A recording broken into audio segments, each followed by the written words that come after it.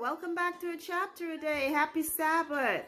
I am going to be reading 2 Kings chapter 4 today. And yesterday we saw Elisha, 3 kings. We had Jehoram, the king of Israel, Jehoshaphat, the king of Judah, and then the king of Edom. All 3 kings going to fight the king of Moab. And they inquired, the 3 kings went to inquire of God through a prophet Elisha, who told them, hey, why are you coming to me? You all go to your parents' gods and the gods that you all worship, because really they were idolatizing, except for Jehoshaphat. He said, were it not for Jehoshaphat, I wouldn't even bother to give any of you answers. But he told them that he said, you shall not see the wind nor the rain in the valley, but it shall be filled with water. So the valley of Edom was filled with water. And when the Moabites looked across at it, they thought it looked like blood in the water. So they thought to themselves, oh, the kings seem to have turned against each other, killed each other. Their blood is flowing all over. And they decided, let's go up and take the spoil, because that's what usually they did in war. Once the kings and the people, once the kings are dead, that's it. The people turn back. So we are going to go get the spoils of the land. And while they went up to get the spoils of the land, the Israelites and the kings, they attacked them and they killed off the fighters, those who were coming against them from Moab. And then the king of Moab, in his pagan custom, decided, while he saw that they were losing the battle, to take his own son and burn him as a sacrifice on the wall. And that's where the chapter ended yesterday. So let's see what takes place today. 2 Kings chapter 4. Now there cried a certain woman of the wives of the sons of the prophets unto Elisha, saying, thy servant my husband is dead, and thou knowest that thy servant did fear the Lord. And the creditor is come to take unto him my 2 sons to be bondmen. And Elisha said unto her, what shall I do for thee? Tell me, what hast thou in the house? And she said, thine handmaid hath not anything in the house save a pot of oil. Then he said, go, borrow thee vessels abroad of all thy neighbors, even empty vessels, borrow not a few. And when thou art come in, thou shalt shut the door upon thee and upon thy sons, and shalt pour out into all those vessels, and thou shalt set aside that which is full. So she went from him and shut the door upon her and upon her sons, who brought the vessels to her, and she poured out. And it came to pass, when the vessels were full, that she said unto her son, bring me yet a vessel. And he said unto her, there is not a vessel more. And the oil stayed. So here's what's happening. There's this widow woman. So it shifts from what was happening with the kings, and now it's going to this woman who is a widow, goes to Elisha, tells him, you know, hey, my husband was God-fearing, now he's dead, and the debtors are coming to take our 2 sons. Apparently that's how it was long ago, and even in the times, maybe the 1800s, 1700s, in, I believe in Europe, or maybe even here in the United States. I'm not quite sure about the US, but I know in Europe, they would take your children to pay off the debt. So they'd put you in debtor's prison. Yeah, I wouldn't be surprised that might come back again. Oh, God forbid. But that's what they were going to do to her children. Take them to work off whatever their father could not pay before he died, or what he owed before he died. So she came crying to Elisha, and Elisha asked her, what do you have? She said, I have a pot of oil. He said, you know what, get vessels, borrow from your neighbors, and start filling up those vessels with oil.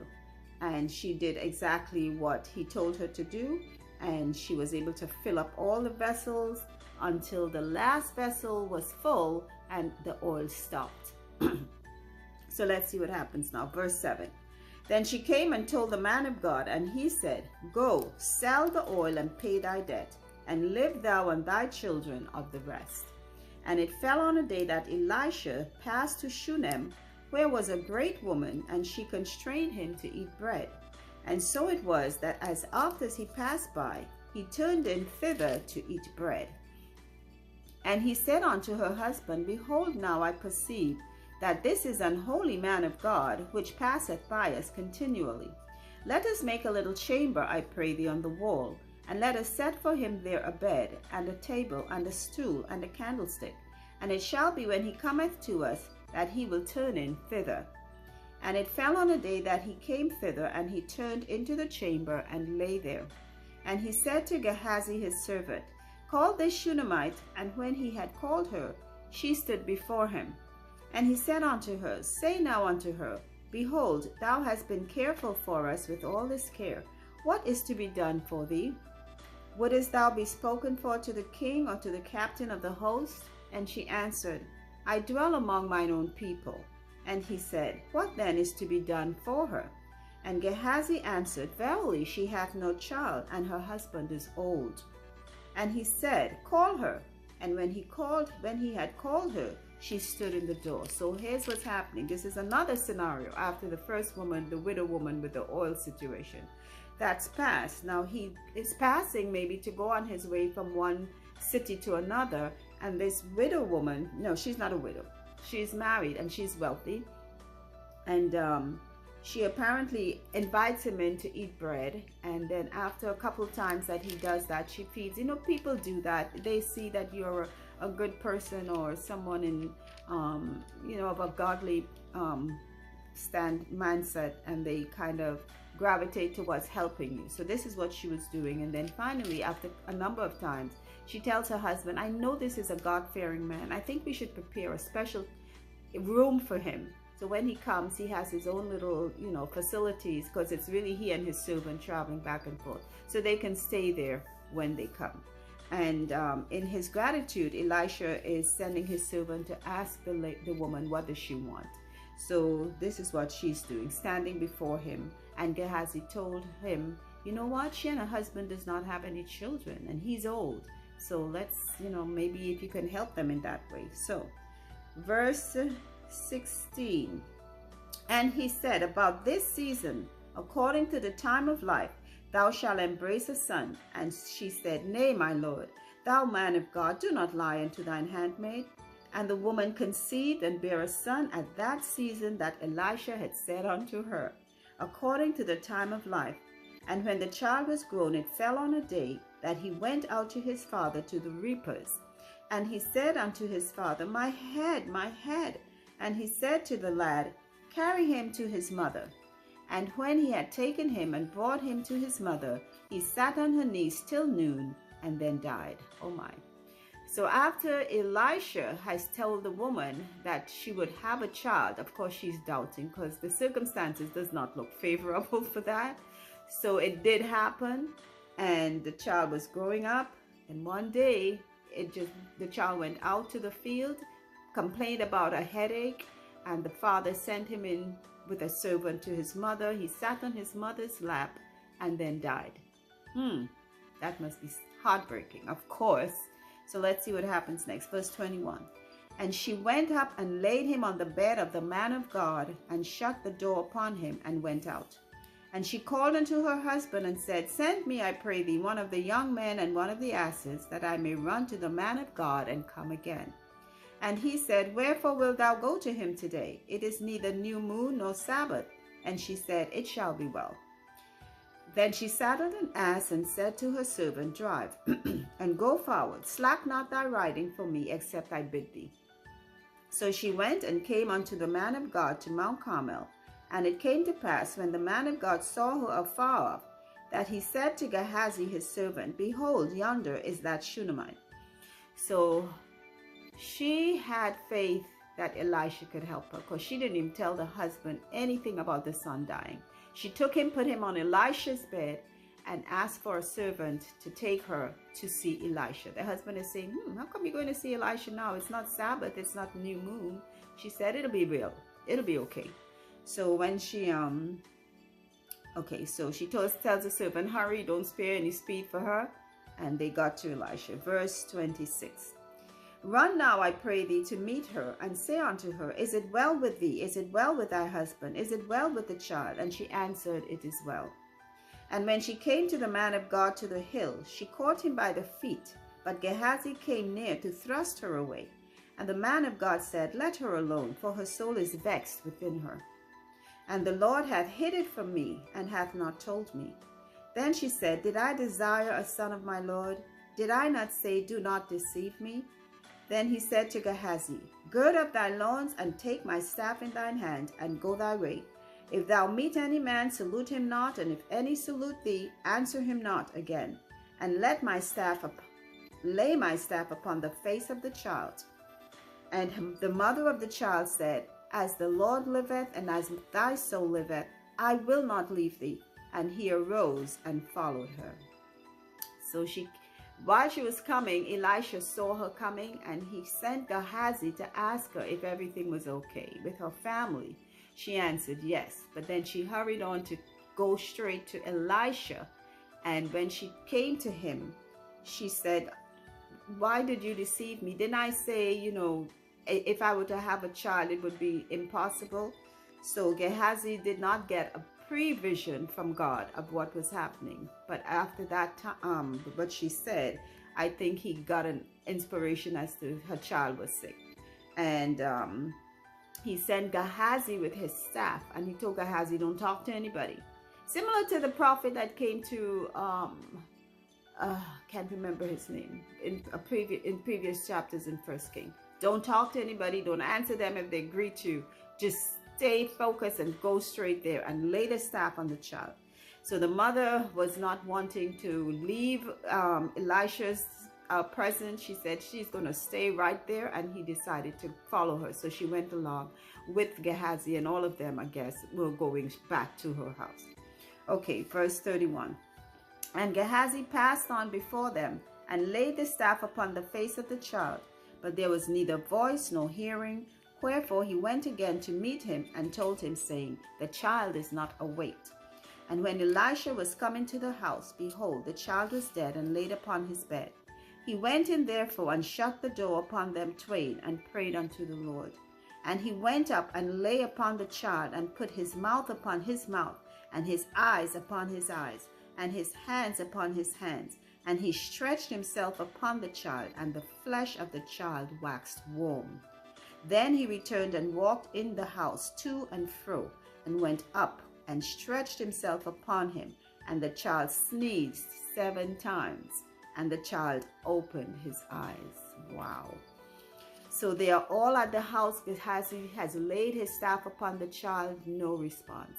So when Elisha got there, Elisha went in, and he lay himself upon the child, eyes to eyes, nose, mouth. And the child began to get warm. And then Elisha got up and he started moving back and forth, and then lay upon the child again, stretched out. And the child sneezed 7 times. That means the life had come back into him. My goodness, God's working.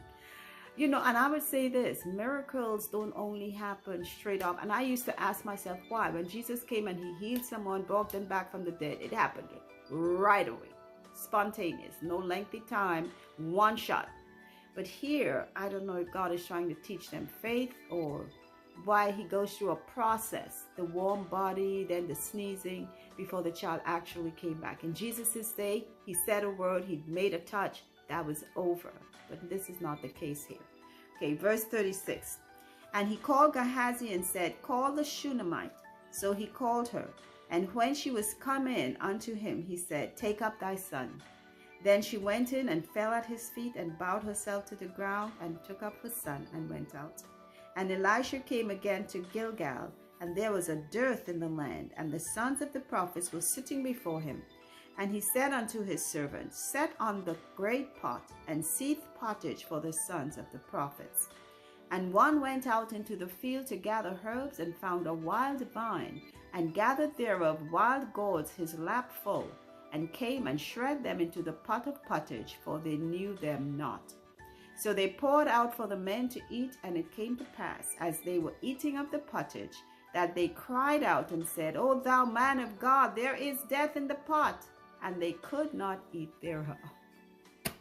Okay, so we had 3 episodes in this one chapter of Elisha's showing of his affiliation or power from God. The first one was the woman with the oil with the sons who were about to be sold as bondmen. He helped her out with the oil. The second one was the Shunammite woman. He always refers to her as a Shunammite, not by name. And she had her son who had died. She was first conceived with a child after she could not.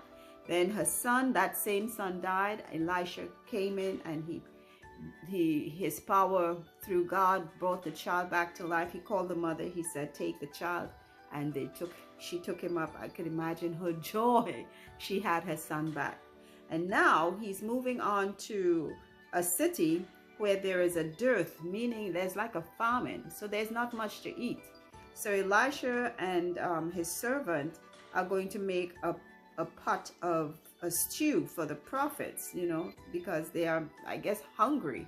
And someone went out, they didn't really say who, a servant went out to gather herbs to put into this pottage or soup, I usually would call it. And somehow they found a wild vine. Now, when things are hard, you start picking stuff to eat, you don't even know what it was. That's exactly what happened here. And it just so happened that that wild vine was poisonous. So while they were steeping the soup or the pottage, someone cried out, "There's death in the pot." Either they recognized the vine or something tasted off, but they recognized there's something poisonous in here. So they called out to Elisha. So verse 41. But he said, "Then bring meal." And he cast it into the pot. And he said, "Pour out for the people that they may eat." And there was no harm in the pot. And there came a man from Baal Shalisha, and brought the man of God bread of the first fruits, 20 loaves of barley, and full ears of corn in the husk thereof. And he said, "Give unto the people that they may eat." My gosh. And his servitor said, "What should I set this before 100? What should I set this before 100 men?" He said again, "Give the people that they may eat. For thus saith the Lord, they shall eat and shall leave thereof." So he set it before them, and they did eat and left thereof according to the work of God. So that is like now the fourth. Well, actually, it's still on the third one, but it's an extension of the third. So after they cried out, Elisha said, "Bring some meal." So I guess meal is like some type of flour or corn flour, and he throws it into the pot with the poison, and no one was harmed from the poisonous plant. Amazing. Okay. And then a man came from another city and brought Elisha bread. So Elisha is like feeding these people because they were hungry. Okay. And he was giving them the food where there was poison. He threw meal in the pot. No one was poisoned. Then someone just brought him, maybe someone who he did a favor for, brought him some bread of the first fruits and barley, 20 loaves of barley and corn husk. That's a huge meal for people who haven't eaten, who have been in a famine. Now, I'm not sure if they're in Elisha's territory or if he's in theirs, but he seems to be the one hosting them. So I'm thinking maybe they are in his territory because they came from where they came from. But anyway, someone is saying, is this going to be enough? Because he maybe have like about 100 prophets in front of him, and there's just 20 loaves of barley, and I'm not sure how many corn husks, the corn in the husk. So someone is saying this is not enough for everybody. Now, I tell you this, when you are hungry, you should know how to divide food. So that I grew up in a large family, and we were not rich. We sometimes had to really cut down things to size so that everybody can get. So I had sisters, brothers, cousins, and etc. living in our home at one time. There was a lot of us. And my dad would bring home things sometimes, and it would be amazing how one little candy bar could cut into so many pieces, but it did. So I'm so surprised that they are fussing over food at a time when you're just hungry. If you pass one husk around, every 5 people take a bite out of it, that should be enough. But anyway, they said that's not enough food to feed all these people. So again, 100 of them, it says, was set before him. And Elisha told them, well, I'm thinking it's Elisha. His servitor said, "What should I set this?" Well, I'm thinking they came to bring it to Elisha. And Elisha is telling them, don't worry about how much it is. Just give it to the people that they may eat. Remember Jesus and the loaves and the fishes? Once he started sharing it out, it was enough. And this is exactly what took place here. They ate and there was enough left over. Oh my gosh. I would say this, you know what? Our faith is what keeps us back from forging ahead. We lack faith a lot of times. We don't trust in God. We are ready to run to fear. We fear before we exercise faith. We exercise fear before faith. And that's why sometimes we are left in a quandary, because before we think to pray, we think to cry and declare and complain and declare defeat. We have to remember faith before fear. Faith before fear. And I'm saying this to encourage me too.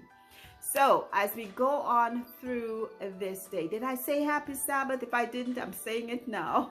Happy Sabbath. It is Sabbath, and I pray you all take the rest that God said we should have. He gave it to us. He did it, and he gave it to us to do the same. So don't cheat yourself. It is your God-given right to rest on the Sabbath. Okay, so keep listening until our next reading, because faith comes by the hearing of God's word. Take care. Bye.